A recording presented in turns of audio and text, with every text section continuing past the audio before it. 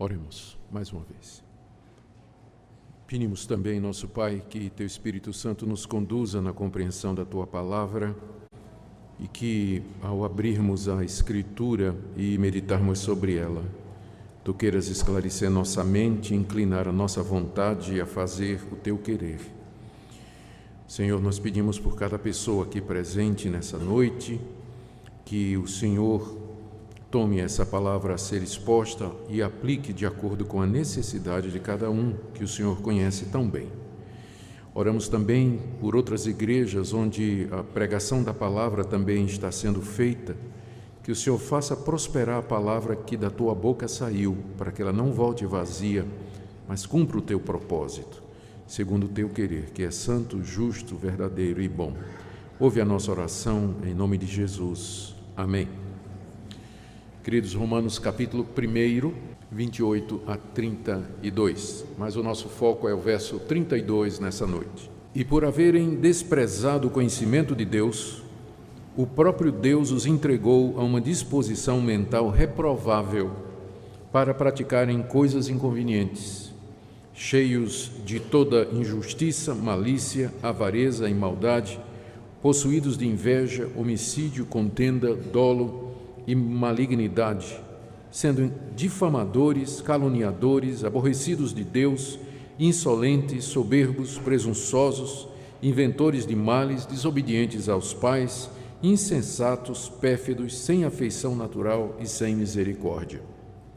Ora, conhecendo eles a sentença de Deus, de que são passíveis de morte os que tais coisas praticam, não somente as fazem, mas também aprovam os que assim procedem.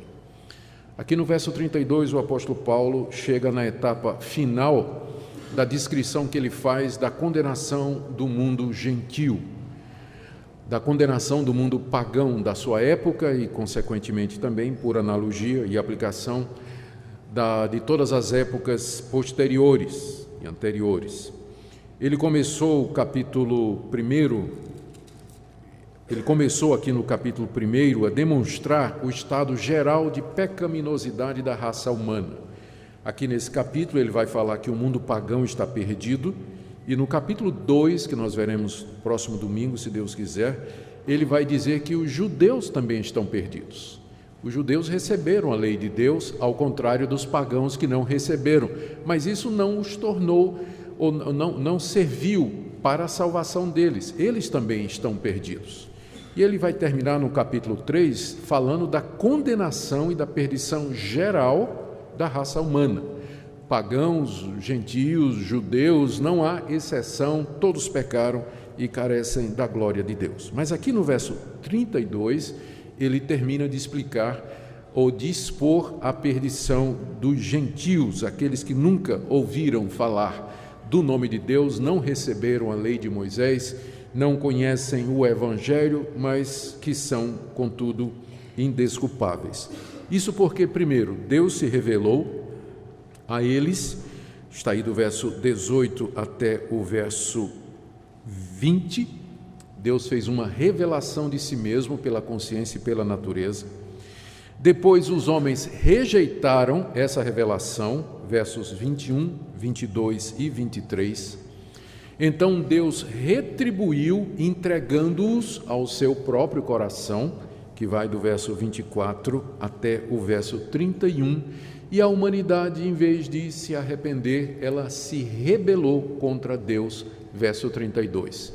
Revelação, rejeição, retribuição e rebelião.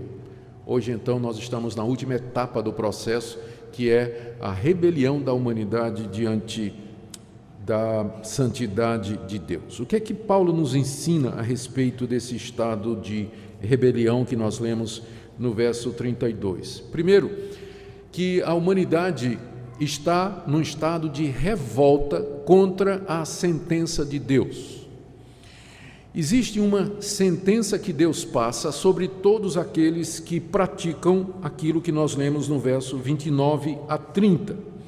Uma sentença que Paulo menciona aqui no verso 32, eles conhecem a sentença de Deus. Uma sentença é um veredito que um juiz passa Depois que ele analisa uma situação, que ele pesou todas as evidências, analisou as provas, ouviu as testemunhas, então o juiz faz um despacho, ele passa uma sentença. Deus aqui, então, é descrito como o apóstolo Paulo, como o juiz do mundo. Ele não somente é o criador, sustentador do universo, mas ele também é o juiz de todas as coisas. Ele julga os atos e as ações das suas criaturas. E sendo santo, justo, verdadeiro, bom e reto, Deus desaprova e condena, vou usar um termo humano aqui, com todas as veras do seu coração, aquilo que as criaturas fazem e que é contrário à sua santidade e à sua bondade. Por isso, então, ele julga e passa essa sentença que Paulo diz aqui no verso 32. A sentença de Deus é essa, que são passíveis de morte os que cometem tais coisas. Então, o mundo todo está debaixo dessa sentença de Deus, que quem faz o que está aqui do verso 29 até o verso 31, somado com o que ele já disse nos versos 24 a 27, quem pratica estas coisas está condenado à morte por Deus. Há uma condenação de Deus sobre o pecado, e essa condenação ela é universal, ela é conhecida de todos, não é? A sentença basicamente está dizendo que a recompensa ou o castigo de quem quebra a lei de Deus ou desafia Deus ou rejeita a Deus é a morte. Verso 32, são passíveis de morte os que tais coisas praticam. A morte aqui, o apóstolo Paulo se refere aqui, não somente, em primeiro lugar, a morte espiritual. Ele vai falar disso mais no capítulo 3, e nós vamos esperar chegar no capítulo 3 para poder definir melhor, mas já podemos adiantar. No pensamento de Paulo, bem como de toda a Bíblia, a morte não é apenas o ato ou aquele momento em que nós morremos fisicamente, mas envolve, em primeiro lugar, uma morte espiritual. Lá no jardim, Deus disse ao homem: no dia que você me desobedecer, você vai morrer. Adão tomou do fruto, comeu, desobedeceu a Deus e não morreu, mas não morreu fisicamente. Naquele instante ele morreu espiritualmente, houve uma separação entre ele e Deus. É esse o primeiro sentido da morte como resultado do pecado. Depois tem a morte física, que também é o castigo de Deus para a humanidade por causa da desobediência. E o fato de que todos nós vamos morrer e que todo homem morre é uma prova de que o pecado é universal. O pecado é universal. Por quê? Porque a morte é universal. Todos morrem. Todos, você vai morrer, eu vou morrer, antes de nós todos morreram, os nossos filhos vão morrer, nossos netos vão morrer, até o dia da vinda de Jesus Cristo. E eles morrem porque são pecadores. Essa é a sentença de Deus que ele passou sobre a raça humana. Tu és pó e ao pó tornarás. Tu és pó e ao pó tornarás. Mas a morte que é o resultado dessa sentença de Deus, ela não é somente aquela morte espiritual que consiste na separação de Deus e a morte física, mas é também a morte eterna. É viver a eternidade que se aproxima, separado de Deus e em meio à agonia e o sofrimento que isso causa na alma do homem, que foi feita para ter comunhão com Deus. Então, há uma sentença que Deus passa. Essa sentença está passada já desde que o homem desobedeceu a Deus naquele dia no jardim. E a sentença é essa: o salário do pecado é a morte. Deus castigará com a morte a humanidade, porque a humanidade virou as costas para Deus, a humanidade desobedeceu a Deus, resolveu seguir o seu próprio caminho, então ela vai experimentar a morte. Aqui nesse mundo, a separação de Deus, a distância de Deus, o vácuo no coração que traz essa angústia, culpa, solidão, medo, terror no espírito do homem. Depois a morte física, em que o espírito vai se separar do corpo, e finalmente a morte eterna, quando o homem entrará na eternidade para viver em solidão eterna, separado de Deus e de toda alegria e prazer que existe somente em Deus.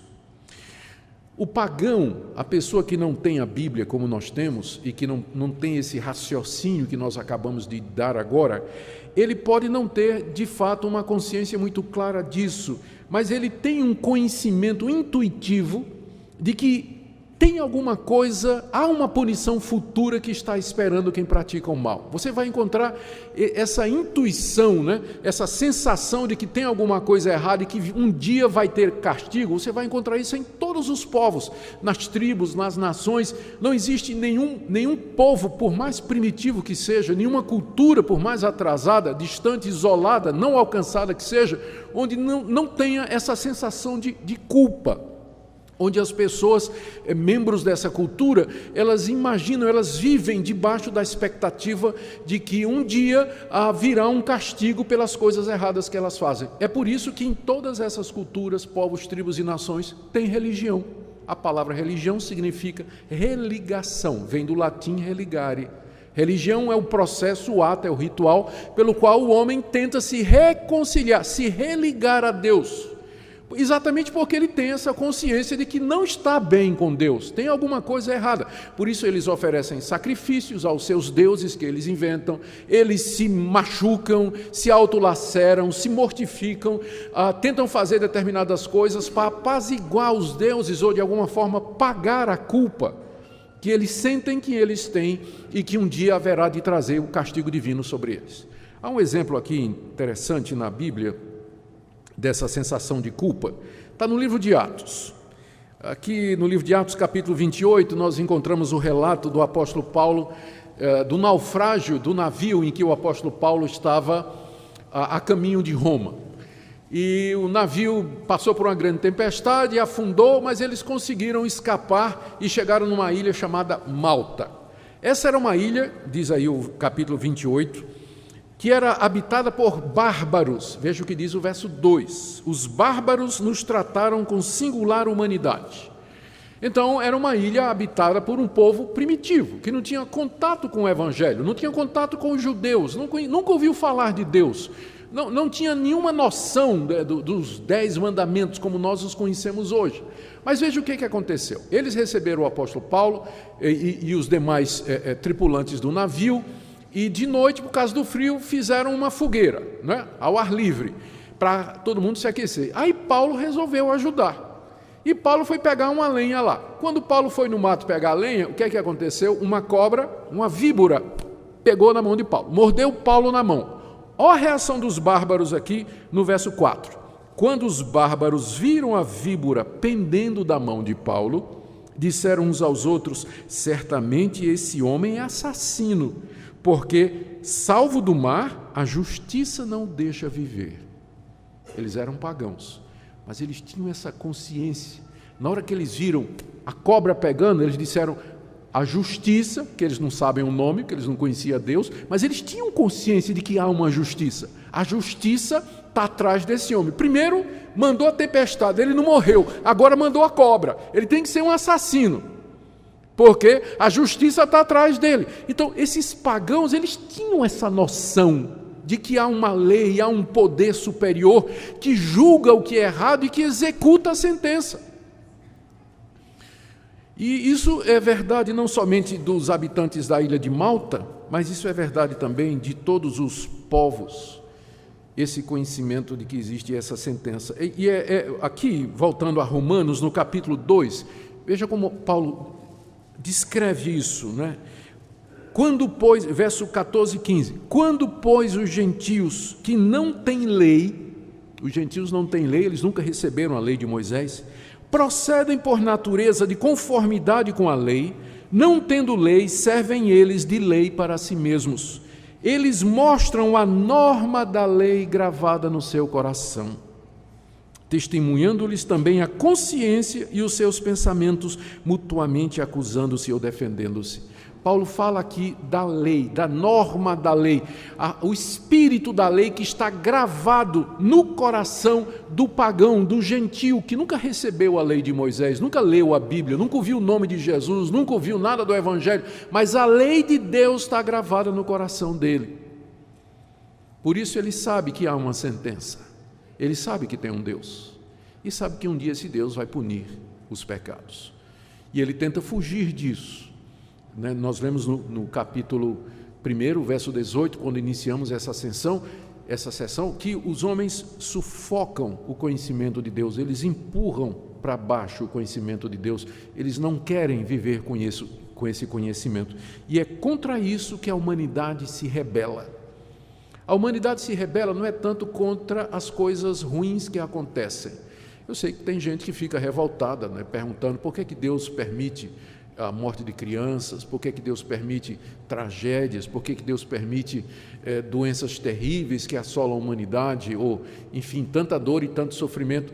Mas não é tanto contra isso que a humanidade se rebela, mas ela se rebela mal, é contra essa consciência que eles têm lá dentro do coração, de que há uma justiça que um dia vai executar a sentença sobre os seus atos maus. Que um dia ele vai ter que responder por isso. É contra isso que o homem se revolta, no íntimo do seu coração. E é isso que ele tenta abafar, essa consciência do certo e do errado, e do juízo de Deus contra ele. É isso que ele tenta abafar de todas as maneiras. Essa rebelião que nós mencionamos aqui, em segundo lugar, o primeiro, eu falei a respeito dessa rebelião contra quê? Agora, ela se expressa em duas atitudes que Paulo descreve aqui. A primeira é que o homem continua a praticar essas coisas, mesmo sabendo o resultado delas. Verso 32. Ora, conhecendo eles a sentença de Deus, de que são passíveis de morte o que tais coisas praticam, não somente as fazem, podemos traduzir, continuam fazendo, como também aprovam os que assim procedem. A revolta do homem contra a lei de Deus que está no seu coração e na sua consciência se expressa, em primeiro lugar, porque eles, mesmo sabendo que o salário do pecado é a morte, eles pecam do mesmo jeito. Eles desafiam a Deus, como, por exemplo, alguém que sabe que se dirigir a alta velocidade, bêbado e sem cinto, quase que com certeza ele vai ter um acidente fatal, mas ele dirige a si mesmo. Ele vai embora. Quer saber? Pisa fundo, quero ver o que é que esse carro vai dar. A consciência está dizendo, olha, você está bêbado, você está sem cinto e você está a 180 por hora numa zona de 60. Ele não quer saber. Então, mesmo sabendo que Deus vai punir com a morte o pecado, o homem peca da mesma forma. Ele vai em frente do mesmo jeito, ele não mede as consequências, ele não reflete sobre o que o aguarda, ele considera o prazer do pecado como se ele dissesse assim, vale a pena. O gosto do pecado vale a pena.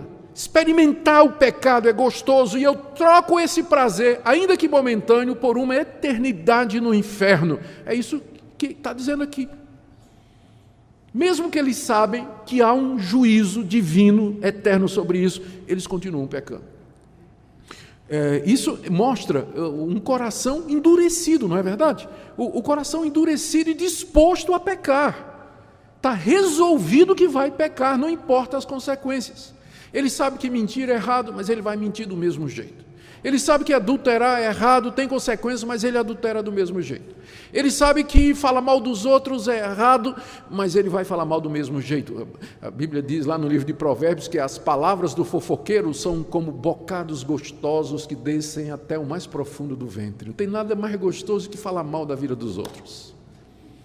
Então ele fala, sabendo que Deus vai punir com morte aqueles que quebram a sua lei. Ele continua nesse curso desenfreado, igual a Faraó, lá no livro de Êxodo, capítulo 9, verso 34, depois de Deus ter mandado 9 pragas sobre Faraó, porque Faraó não deixava o povo de Deus ir, diz lá que Faraó, mesmo vendo as pragas que Deus mandou, endureceu o coração e disse, eu não deixo esse povo ir. Começou uma queda de braço com Deus. Vamos ver quem ganha, Deus ou eu? É assim que a humanidade vive, numa queda de braço com Deus. Porque eles sabem qual vai ser o resultado e mesmo assim eles dizem, eu vou continuar fazendo. Mas não só isso, tem uma coisa pior. O homem não somente desafia Deus praticando essas coisas, mas ele aprova quem faz também. A palavra aprovar aqui, final do verso 32, aprovam os que assim procedem, não é no sentido de dizer assim, eu concordo com isso. Não, mas é um aprovar, tipo encorajar, tipo incentivar, tipo assim, animar a pessoa a continuar a fazer aquilo. Que a pessoa peque desafiando a Deus, a gente pode até atender porque ela tem um certo prazer nisso. O pecado dá um prazer ilusório a princípio, ilusório. Então a gente pode até entender a primeira parte, que os homens, sabendo a sentença de Deus, eles ainda assim, eles pecam e desobedecem a Deus. Mas essa segunda parte não faz sentido, porque você está aplaudindo o pecado dos outros. Você não tem prazer nenhum naquele pecado, ele não é você que está fazendo, outros estão fazendo, e, portanto, você não está tendo o gosto do pecado que os outros estão tendo. E se pelo menos você tivesse uma recompensa, tipo assim, eu estou sentindo prazer no que eu estou fazendo, até a gente entende, mas você aplaudir, encorajar outras pessoas a fazer aquilo que leva à sentença de morte, isso aqui passa a nossa compreensão. Aqui é o fundo do poço. É aqui que Paulo termina o processo. Ele está dizendo que a humanidade não somente desafia Deus, mas eles se encorajam. Eles se encorajam a fazer isso. Quando, por exemplo, um país passa leis que chama o errado de certo e proíbe que a gente diga o certo porque considera errado. Quando o país passa leis que incentivam a imoralidade, a perversão, a mudança das coisas naturais. Esse é o fundo do poço. Quando os pais levam os filhos a praticar coisas.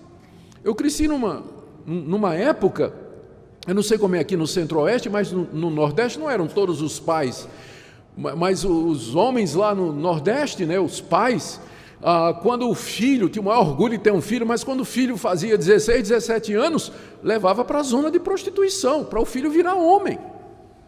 Apresentava prostituta para ele virar homem. Eu cresci nesse ambiente. Ou seja, é claro que o pai faz também, não é? E agora ele leva o filho também. Eu fico pensando em outra coisa, que é muito comum também. Pornografia. É uma forma disso aqui. Quando se consome pornografia, você está aprovando aquilo. Você está contribuindo para essa indústria, que é uma das indústrias mais rentáveis no mundo hoje, que movimenta milhões de dólares anualmente. Pode ser que você não faça, mas você está aprovando aqueles que fazem. E tantas outras maneiras em que a nossa sociedade comete isso, mostrando que nós realmente chegamos no fundo do poço. O apóstolo Paulo conhecia bem de perto essas coisas.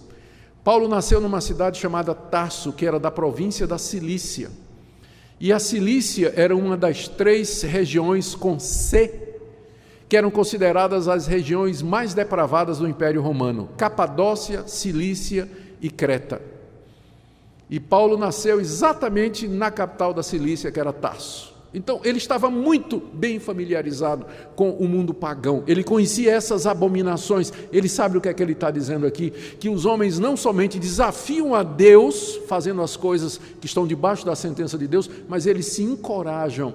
As pessoas sim, por que uma pessoa encoraja a outra a fazer o que está errado? Porque ela vai poder dizer, não sou eu só, fulano também faz. Quando os pecadores fazem as coisas juntos, eles pecam melhor em grupo, não é? Porque um apoia o outro. Se alguém fica assim, não, mas talvez isso aqui não seja. Não, que é isso, cara, está de boa. Vamos fazer isso aqui, eu estou junto, vamos embora. Se der errado, dá para nós. Não é só você. Então os pecadores se apoiam. Eles saem procurando apoio. Saem incentivando um ao outro, já para aliviar a consciência, como quem diz assim, eu não sou o único errado. Não sou o único errado. Essa rebelião, portanto, ela se expressa, essa rebelião contra Deus se expressa nessas 2 atitudes, na teimosia do homem em continuar no pecado, mesmo sabendo as consequências, e também no fato de que ele encoraja outros a seguir no mesmo caminho. Deixe-me agora trazer um terceiro ponto, que eu já mencionei. Meu primeiro ponto foi que a rebelião é contra a sentença de Deus. O segundo é que essa rebelião se expressa de 2 maneiras: continuar a fazer a si mesmo, encorajar outros. Meu terceiro ponto aqui é que essa rebelião ela é bem consciente. Às vezes a gente tem a impressão de que as pessoas fazem coisas erradas porque elas não têm consciência do certo e do errado.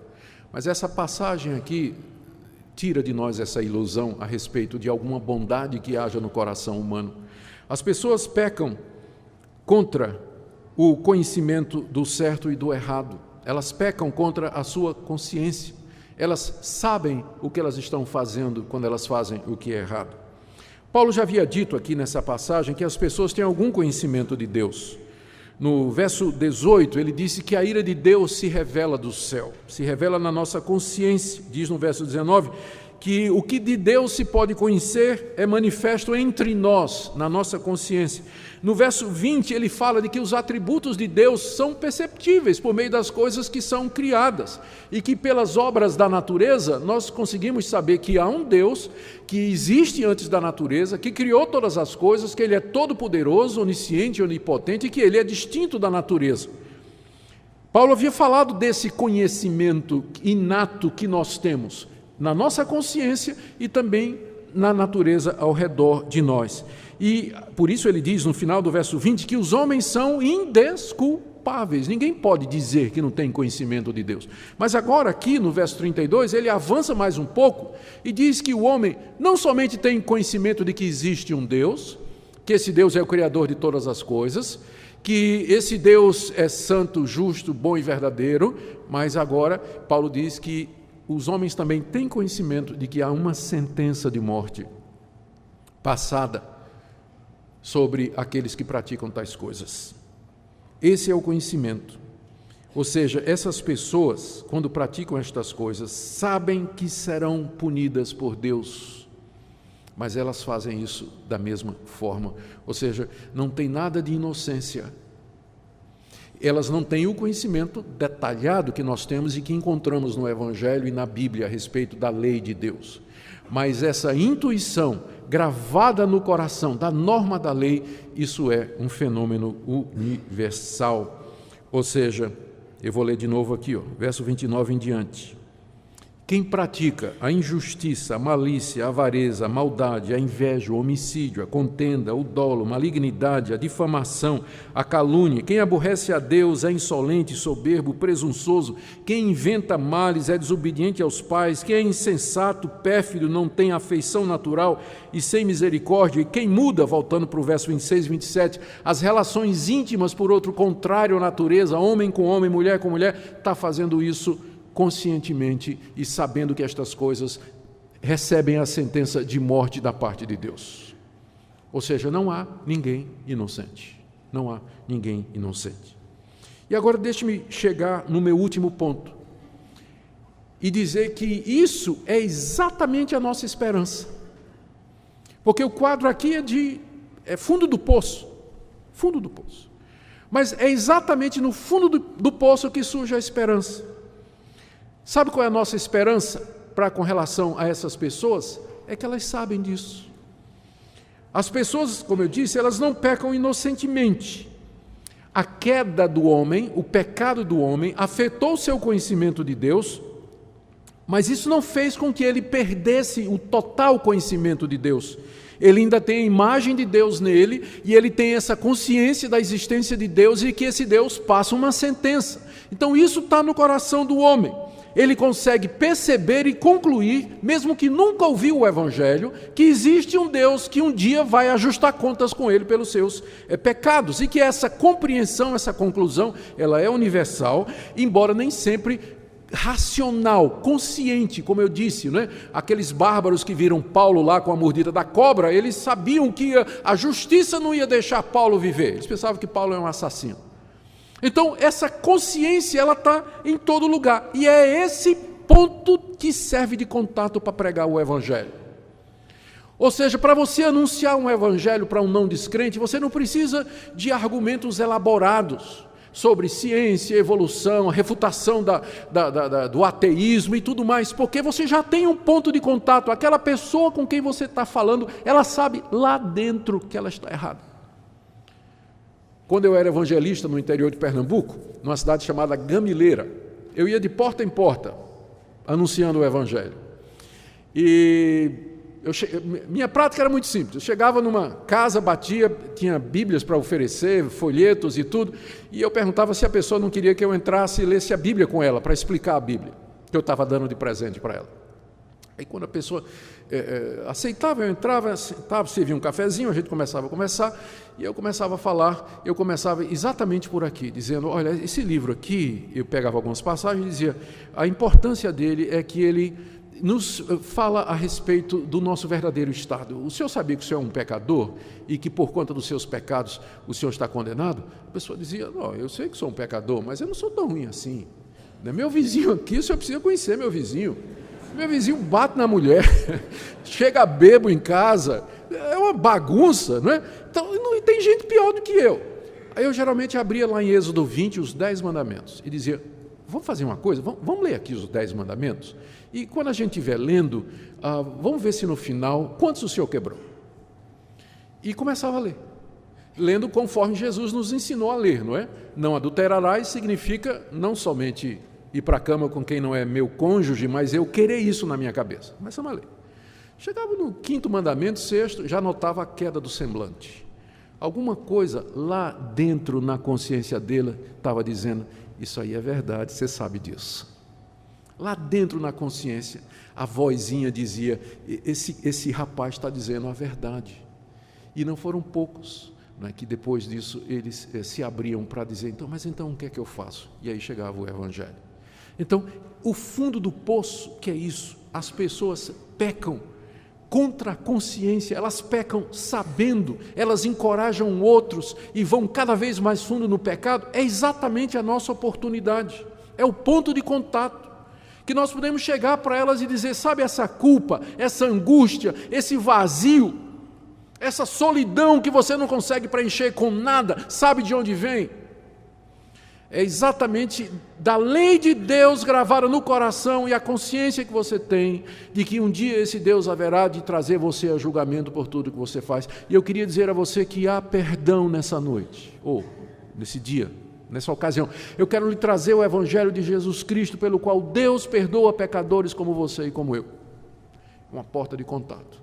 Já é um caminho, uma ponte que você constrói com o mundo pagão. Aqui eu quero terminar com algumas aplicações práticas dessa passagem tão importante para nós. Primeiro, quero me dirigir nessa noite a você que está aqui e que vem desafiando a Deus, insistindo em viver uma vida no pecado. Você que está aqui nessa noite e que ouviu o que eu estou falando e que Deus falou ao seu coração que isso aqui é sobre você.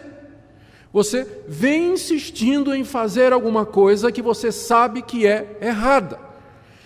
Pode ser que você tenha alguns momentos de lucidez em que você diga assim, isso não vai dar certo, isso lá na frente vai acontecer alguma coisa comigo. Eu quero dizer que isso é a voz do Espírito Santo falando na sua consciência. Lá no íntimo você sabe que essa voz está dizendo a verdade, que há uma consequência para o que você está falando. E hoje à noite você está ouvindo isso da palavra de Deus. Que cedo ou tarde o seu pecado vai lhe achar. Cedo ou tarde o seu pecado vai lhe achar. Por isso, enquanto você tem oportunidade, busque ao Senhor enquanto você pode achar. Enquanto Ele lhe dá a oportunidade, se converta desse caminho. Se humilhe diante de Deus. Peça perdão a Deus. Peça graça a Deus. Procure ajuda.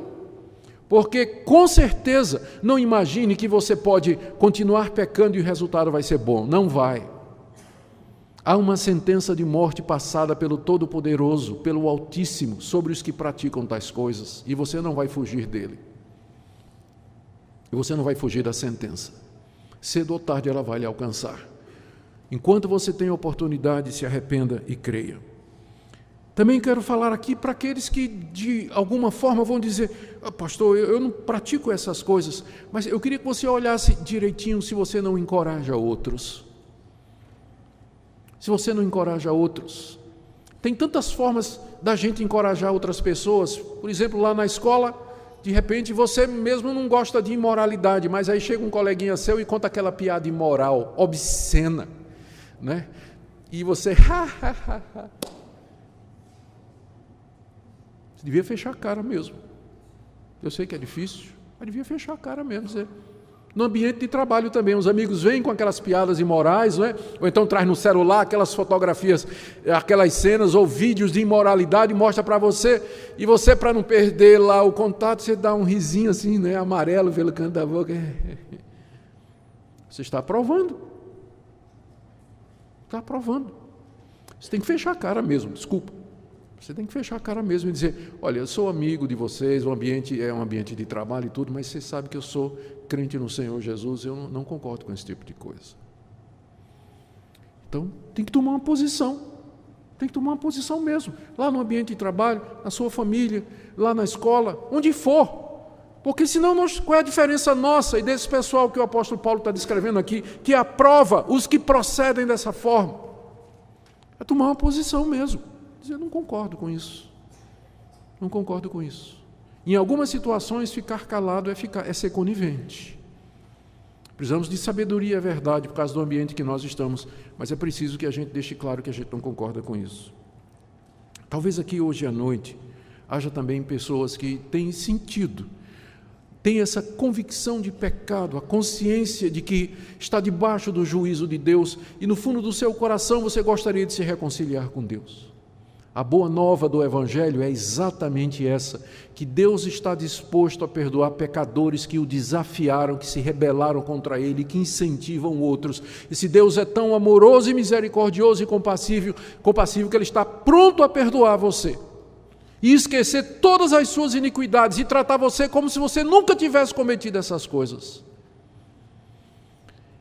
E é nesse sentido que Ele mandou Jesus Cristo, seu Filho, morrer na cruz do Calvário, e ali ele sofreu a penalidade da rebelião, da rejeição, da teimosia, e portanto ele pode perdoar você, se você humildemente chegar diante dele e dizer, eu não mereço outra coisa, senão a sentença de morte, sou culpado, mas eu não vim pedir justiça, eu vim pedir misericórdia. Eu não vim pedir justiça a você, Deus, ao Senhor, mas eu vim pedir misericórdia para com esse pecador. E por último, uma palavra aqui para você que está tentando evangelizar os amigos, familiares, colegas de trabalho, outros que estão aqui na frente missionária, evangelizando povos. Tenham ânimo, a mensagem de vocês soa verdadeira no ouvido deles, lá no coração que vocês estão dizendo, eles sabem que é certo. Eles sufocam, eles não querem admitir, eles lutam, eles vêm com teorias, tentam justificar, mas saiba pela Bíblia que lá no fundo eles conhecem a sentença de Deus. E o que você está dizendo, lá dentro a vozinha tá concordando, ele está dizendo a verdade. Cala a boca, ele vai dizer isso, não é? Vai tentar abafar a consciência, mas ela vai dizer que é verdade. Então, há um ponto de contato, explore isso, fale disso. É daí que começa. Às vezes não adianta argumento muito filosófico, não é? Vamos falar sobre ateísmo, vamos falar sobre evolucionismo, apologética, discutir. Às vezes, essa abordagem simples, com esse ponto de contato, talvez ajude você a alcançar o coração do seu vizinho, amigo, colega, enfim, na situação que Deus colocou você. Que nosso Deus tenha compaixão de nós, que Ele nos livre dessa situação de miséria e perdição em que a raça humana se encontra, e que o Evangelho de Cristo, que é o poder de Deus para salvar todo aquele que crê, seja anunciado com convicção por nós, e que o nosso Deus assim queira usar essa igreja também. Oremos.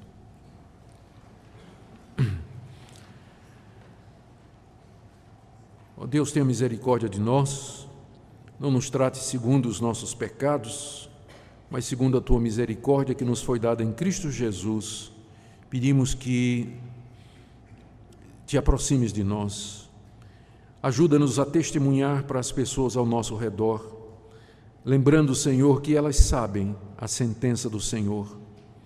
Ajuda-nos a ser arautos de boas novas, anunciando aos perdidos que há salvação em Cristo Jesus. Oramos pelos nossos missionários, pastores, obreiros, evangelistas, pregadores, por cada um de nós que tem a missão, o dever, a obrigação de testemunhar da graça de Deus aos outros. Oramos que o Senhor quebre esse círculo fatal, devastador de pecado, endurecimento e afundamento cada vez maior. Use essa igreja para levar o Evangelho a essa cidade e outras partes do mundo. Em nome de Jesus. Amém.